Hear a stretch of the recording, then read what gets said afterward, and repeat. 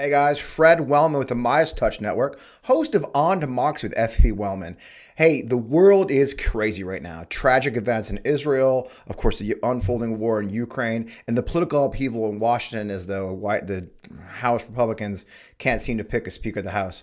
But I wanted to call your attention to something else very important happening right now and let you know what the issues are and see if I can rally you to help and see what's going on. What I'm talking about is the elections that are currently unfolding in Virginia. If you are unfamiliar, Virginia, I think in other states, I think New Jersey, they have their elections in off years, and this year is a big one. They have 140 seats in the General Assembly up for election on November 7th, and it's really become a big indicator and a testing ground for what to expect in 2024 for both parties, especially the Republicans.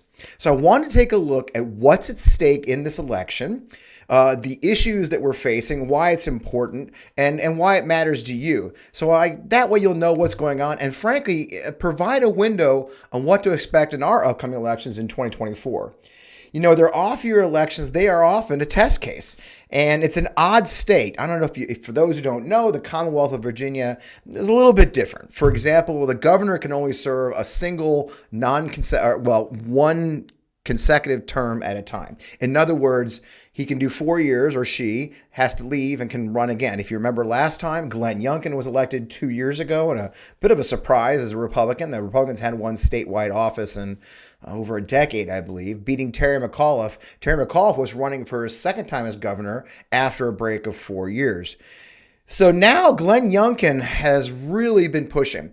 The House he did flip the House of Delegates last time, so they did have the House, but they didn't flip the Senate. This great senator, if you don't follow her, Louise Lucas, has run her blue wall with a 5-seat majority in the Senate. That's kind of stopped a lot of the really extreme things that you would normally see in some of these southern states lately. Well, now Youngkin's raising a ton of money and trying to use his success in this election as a springboard. You know, to kind of introduce it to you, I had a chance to talk to Richmond, Virginia Mayor LeVar Stoney about the stakes of this election when he was in here in St. Louis for the DNC fall meetings last week. Let's see how the mayor framed this election. Virginia elections are off cycle, but they're always seen as a bellwether, right? And of course, Glenn Youngkin's election was a bit of a shockwave for the country. Yes. Now you're facing another one here coming up. How important is this election, I think, nationally, and then, of course, for Richmond? You know, we always in Virginia tell voters that this is the most significant, most critical election in your life. Everybody's freaking out. That's right. But I'm here to tell you that it is the most critical, most significant election in your life. Here's the thing. Voting rights is on the ballot. Yep. Reproductive rights are on the ballot. Yep. Climate justice is on the ballot. And we have seen the playbook that has been employed by the Republican Party, these MAGA rollback Republicans employed in Florida, employed in Texas, and employed in Georgia and other states throughout the South. And if you want to see that same sort of style of government, those policy initiatives led by the Republican Party in Virginia, then just give Glenn Youngkin the House and the Senate. Here's the thing. Glenn Youngkin raised $4 million, $4.4 million on a Tuesday. Not in a quarter, not in a year, on a Tuesday. So we have money flooding in from all across the country because they want to take over the House and the Senate. But here's the thing. We have great candidates up and down the ballot who believe in the best of Virginia. And I believe come election day, we're going to take back the Senate, take back the House, and also retain our control of the Senate. I'm very confident in that. It'll be a good day. You've had, Louise Lucas, of course, has held the blue wall. You know, she's a heroic lady, and you know, for how easy it is for us to actually get distracted and start focusing on 2024. The first battle of 2024 is 2023 Virginia, and so we have to conjure all the will, the finances, the sweat, the equity to go out there, knock on these doors, contact voters, and make sure that all eyes have to be on Virginia over the next 30 and do the hard work, right? As when I was in the general, when I was in the Army, we had Chief of Staff of the Army said, "Hope is not a strategy." That's exactly right. Hope is not a strategy. We're running the majority project all across the state with all these great candidates. We're hopeful and grateful, not hopeful, grateful for the help of the DNC $1.5 million. Yeah, Jamie told me that yesterday. That they've actually invested, and I was just in your article today. The RNC hasn't, although with Glenn Youngkin raising gobs of money, you don't have to. That's exactly right. So as you can see, a pretty important election. What we face is a moment with major national issues on the ballot. And the thing you also heard in that we should point out, did you hear that eye-popping number? He said that Glenn Youngkin raised $4.4 million in just 48 hours. That's a big number. But I kind of want to break it down a little bit. I did some research on that 4 million. 3 million of that, 2 million from one and 1 million from another, came from two billionaire right-wing donors who had their eyes on Glenn Youngkin to run for president as well. Another 500,000 came from Youngkin himself because he's a multimillionaire as well. So a lot of that money did come from folks, just billionaires trying to buy another election. And they're spending it for a reason, right? They want to springboard Youngkin, but they also kind of still want to end abortion rights. And that's a huge issue. They want Glenn Youngkin to run for president. If you've seen some of the stories, they're trying to recruit him. They're holding a big retreat on the October 16th and 17th. I think the Red Vest Conference or some ridiculous name, because he's always wearing his little feast vest. And they're going to pretend that he's not running or that he's reluctantly going to be dragged into it. What we do know is at a minimum, he's not going to do anything until after this election. If he does well, we may see another guy enter into the race late. If he doesn't, hopefully he goes away for a while. Now, billionaires are once again trying to buy an election, and we have to stop it. Now, in addition to that, the party is flooding money into the state to build momentum. I'm hearing they're even spending money on all the way down to school board races in an effort to show their strength. You see, the Republicans know that they've lost dozens of special elections since Dobbs. If you pay attention to my show and what we talk about a lot, the Democrats have overperformed by 12 points in districts across the country in all the special elections they've run. And so the Republicans are very, very eager to show momentum going into 2024 by doing well in Virginia, much like they did when Youngkin took the election after Biden was elected. They're really staking their hopes on this. They've raised or spent over $10.4 million between just July and August alone. Now, the good news is the Democrats are also raising money. They brought in about $15.8 million. So it's kind of a head-to-head race. So what are the big three issues that everybody's talking about? Well, abortion, crime, and once again, education, which is what Youngkin ran again on 2 years ago. But abortion really is the key message. Obviously, that's what worked in the midterms. Everywhere we go, you hear abortion's on the ballot because it is. So what Youngkin's doing is really interesting. He's trying to sell that all he wants is a simple 15-week ban and a waiver for health of the mother, incest, and rape. So it's not a total ban. As a matter of fact, he's invested $1.4 million in his first ad for the campaign on the abortion issue. I mean, the thing is, as you know, that's just his proposal. And when the MAGA guys get into, if they take total power, they won't stop at 15 weeks. They haven't anywhere else. Why should we believe for 1 second that they're going to stop at a 15-week restriction? A ban is a ban, and it's outrageous. So I joke a lot that his version of the abortion ban is sort of abortion ban, but in a fleece vest. And it's the same thing. He's not going to be able to stop his thing. So that really is the number one issue. And most of the Democratic candidates are running on it. Meanwhile, the Republicans talk about crime and education being out of control.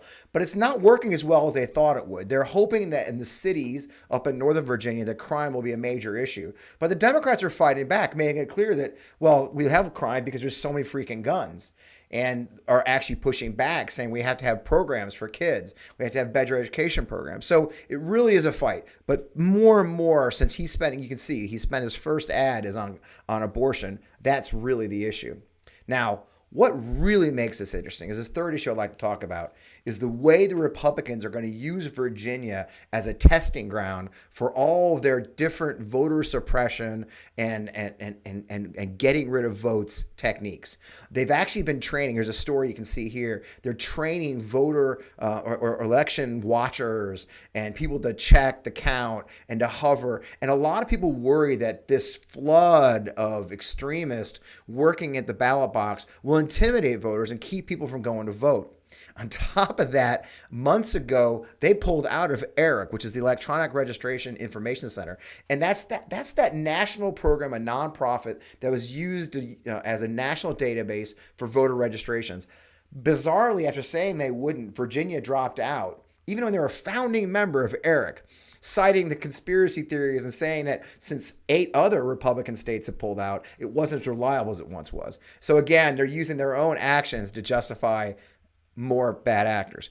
Most concerning is just last week it came out that hundreds of eligible voters had been removed from the voting rolls in a mistake. They've already found 270 people who had served time in prison and were eligible to vote again, but have been automatically removed. This happened as early voting was unfolding. People came in to vote and discovered they couldn't vote. And Youngkin and his staff are trying to spin it around. Democrats are actually calling for an investigation in DOJ because this was only discovered as voting unfolded. If you know about how voter suppression works, the way they do the strip people from the voter rolls and force you to re-register. The goal is to put as many roadblocks as possible into voting for people of color, former prisoners, or whomever they can as a way to suppress their vote. It's based on an attempt to keep them from voting. Now, here's the good news, and I'm going to give you some good news for a change. The good news is early voting is going on. And honestly, it does really well. Virginia's early voting is really easy, and they have same-day registration. So if you're a voter in Virginia and you're not registered, you can go to your local election board, register same day, and vote right there. In addition, the end of registration, the deadline for registration for this election is this Monday, October 16th. That's Monday, October 16th. If you want to register to vote in Virginia, go to your election board, get hold of the state, register to vote, because this is a very important election. And the deadline for that, as I mentioned, was Monday, October 16th. So a lot's going on. Now, the good news is our friends at the DNC are taking this very seriously as well. They understand the stakes. I had a chance to ask DNC Chairman Jamie Harrison about this also when we were in town for the DNC fall meeting. Here's a clip of me and Jamie talking about the stakes and how the DNC is participating in it. Yeah. Virginia's early elections are actually going right. Early voting's going right now. You've invested in Virginia. We have. It's a key over race. $1.5 million. Making phone calls and doing all we can, and I will be going down to Virginia soon. Great. To work with the candidates there to make sure that we can get the vote out. Yeah. And it's really key. It's really important. We have to let folks know that Democrats are going to fight for them. Yep. When Republicans just fight for their power. I mean, a shutdown would have destroyed Northern Virginia. So it really would. I think they're seeing, all those folks who live there are seeing what possible chaos means. And we still don't know, shutdown is still possible with these Republicans. Yep. You can't trust them in leadership. Yep. And it's sad. I mean, we got Senate Democrats, Senate Republicans, the White House, and House Democrats all in alignment, knowing we cannot shut down the federal government. But, bless the hearts of the Republicans, because who knows what's going to happen with them. Yep. Well, looks like you got a plan. So as you can see, the DNC is also investing. They just dropped $1.4 million more. Jamie himself and his staff are going into Virginia to make a difference. This is truly being recognized as an important election, even though most of us are paying attention to other things. If you've got family in Virginia, if you live in Virginia, try to help. If you're out of Virginia and want to help, give to some great candidates. There's also an organization I like. It's called New Virginia Majority. Their website's newvirginiamajority.org. Here's a screenshot of their website. You can reach out to them and they've got ways you can volunteer. Maybe you can postcard from your home. Maybe you can go to Virginia and canvass, knock on doors for some of these great state house and state senate candidates. There's some great ones you can support. If you can help, you should help, because this is election that will be a bellwether for 2024 and will make a huge difference as we go into the election season. So I really hope you'll participate. So that's what's going on. Elections matter. The fact that the Republicans are throwing so much at this election to try and shape it tells you that they get how important it is. And I think those of us who are pro-democracy need to take it seriously as well. Thanks for listening. Again, my show is On Democracy with FP Wellman. We run every Friday night. I hope you'll like, share, subscribe, leave a comment in the video. I love hearing from you guys. I try to answer you as much as I can. In the meantime, we'll see you Friday night. And always, always keep up the fight for our democracy. Thanks.